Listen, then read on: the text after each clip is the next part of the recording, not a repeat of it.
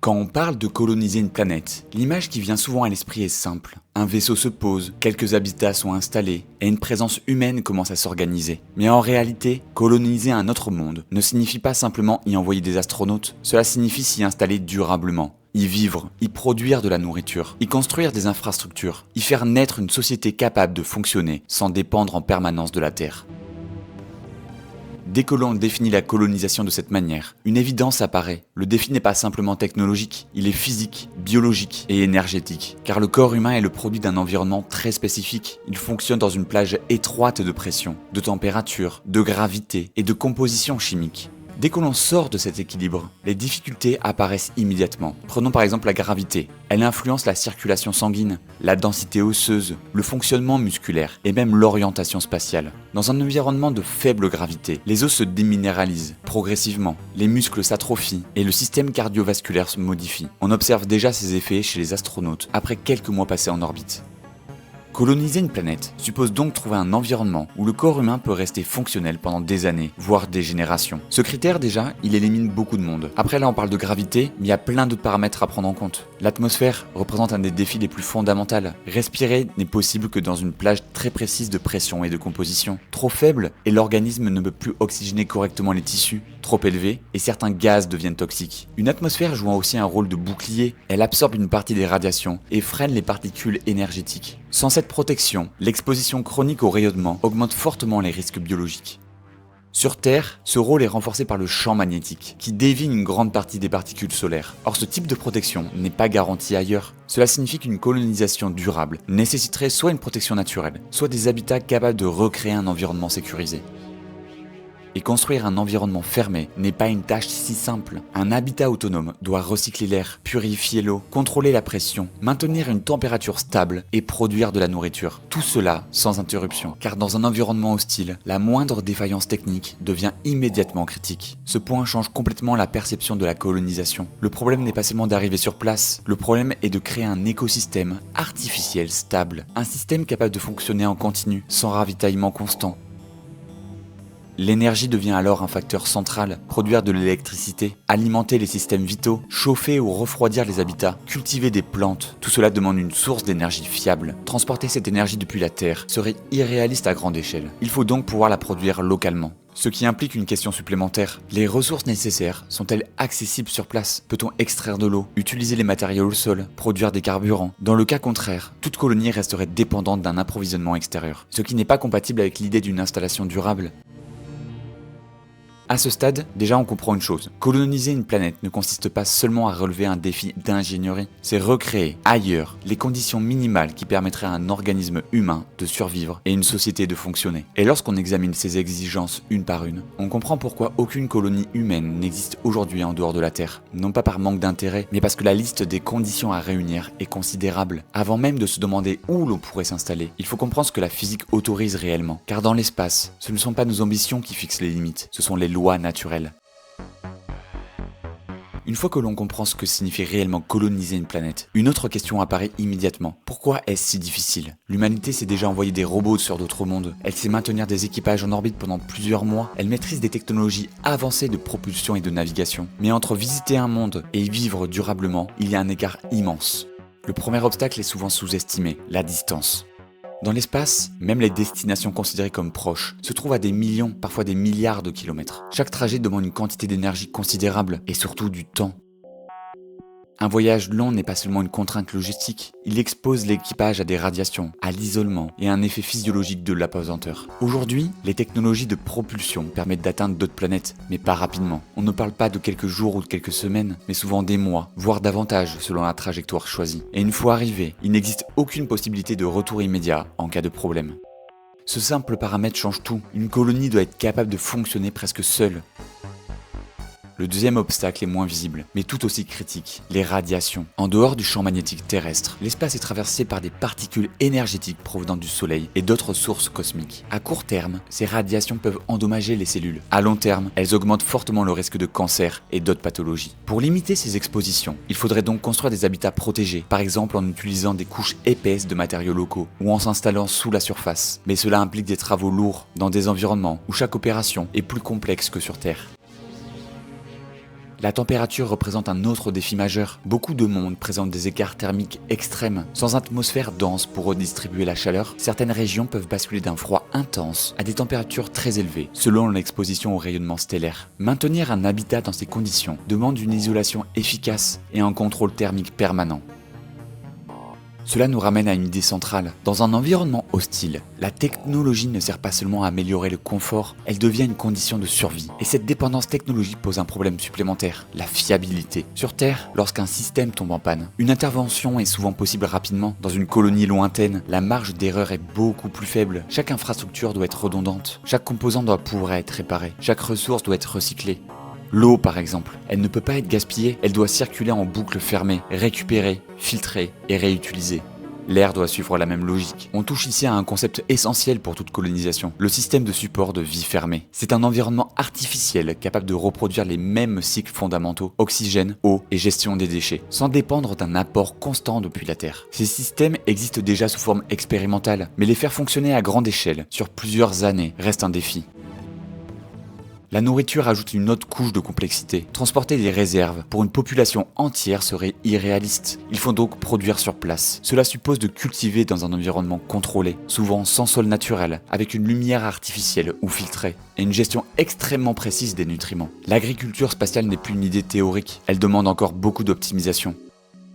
Et enfin, il y a un obstacle dont on parle moins, mais qui devient évident dès qu'on imagine une présence humaine prolongée, la psychologie. Vivre dans un espace fermé, isolé, loin de toute biosphère naturelle, change profondément l'expérience humaine.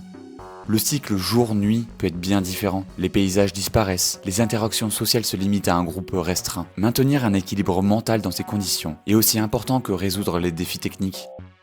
Quand on rassemble tous ces éléments, la distance, la radiation, l'énergie, les ressources, la fiabilité et l'équilibre humain, une conclusion s'impose. La colonisation planétaire n'est pas un problème unique à résoudre, c'est un ensemble de contraintes interdépendantes. Modifier un paramètre influence tous les autres. Et c'est précisément cette complexité qui explique pourquoi, malgré les progrès technologiques, l'installation durable sur un autre monde reste aujourd'hui un objectif encore lointain.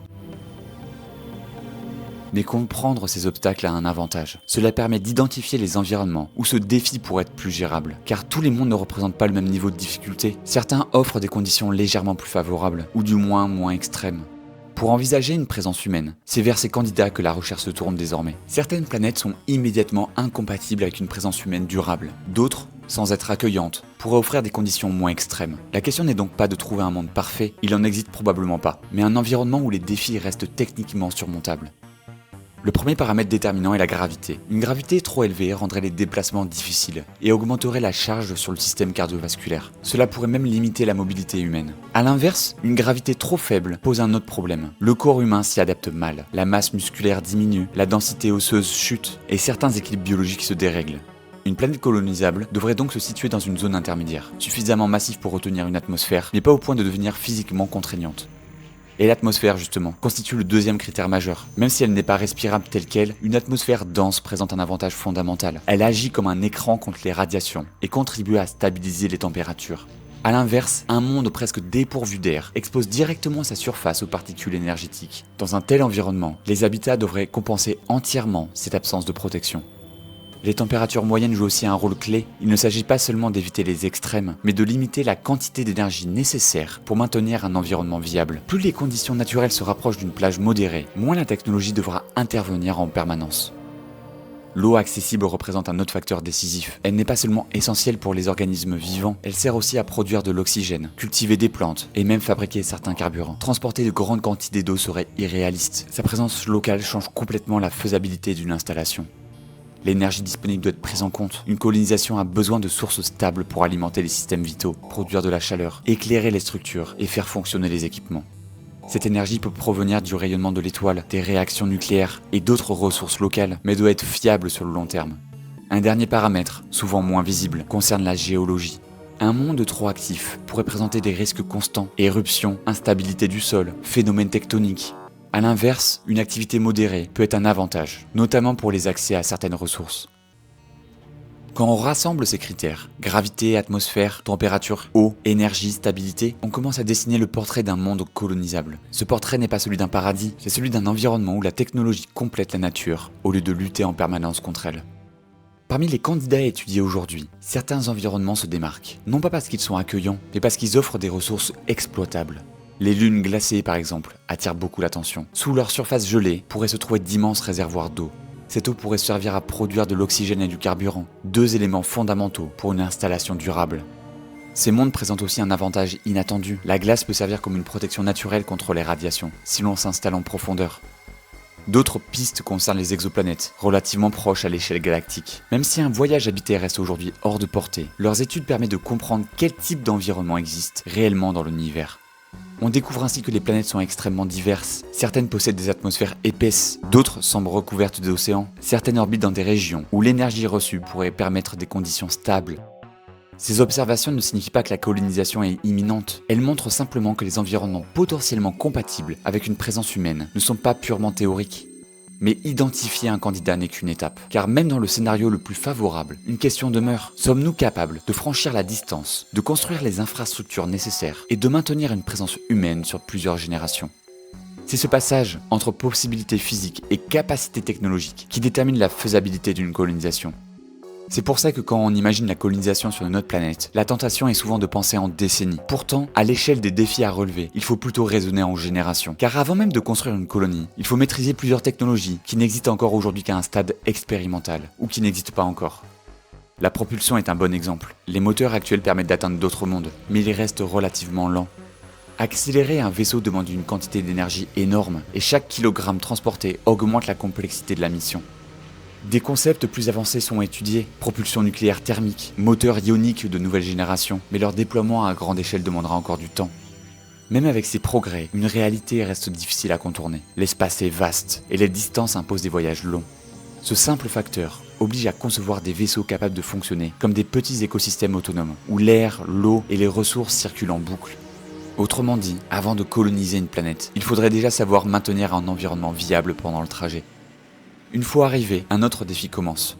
Construire. Chaque habitat devra être capable de résister aux conditions locales, d'assurer une pression stable, de contrôler la température et de protéger ses occupants. Transporter ces structures depuis la Terre serait extrêmement coûteux. La logique la plus réaliste consiste donc à utiliser les matériaux disponibles sur place, une approche souvent appelée utilisation de ressources in situ. Cela implique d'extraire, transformer et assembler des matériaux dans un environnement totalement différent de celui où nos technologies ont été conçues. Et encore, l'énergie devient centrale. Une colonie ne peut pas dépendre d'un seul système. Elle doit disposer de solutions redondantes, production locale, stockage, capacité de réparation. Car dans un milieu hostile, une panne prolongée n'est pas un simple incident, c'est un risque immédiat. Mais au-delà des questions techniques, un autre changement de perspective est nécessaire. Coloniser une planète ne signifie pas seulement y vivre, cela signifie créer une société capable de se développer. Il faut donc penser à la médecine, à l'éducation, à l'organisation collective, à la transmission de connaissances. Une colonie durable ne peut pas rester un avant-poste isolé, elle doit progressivement devenir autonome. Ce point transforme profondément la notion de colonisation. On ne parle plus seulement d'ingénierie, mais de continuité humaine. Et cette continuité exige du temps, beaucoup de temps. Les premières installations seront modestes, quelques habitats, une population limitée, une dépendance encore forte vers la Terre. Puis, si ces implantations se révèlent viables, elles pourraient s'étendre, améliorer leur infrastructure, produire davantage localement. Ce processus ne ressemblera pas à une expansion rapide, il sera progressif, prudent, guidé par l'expérience.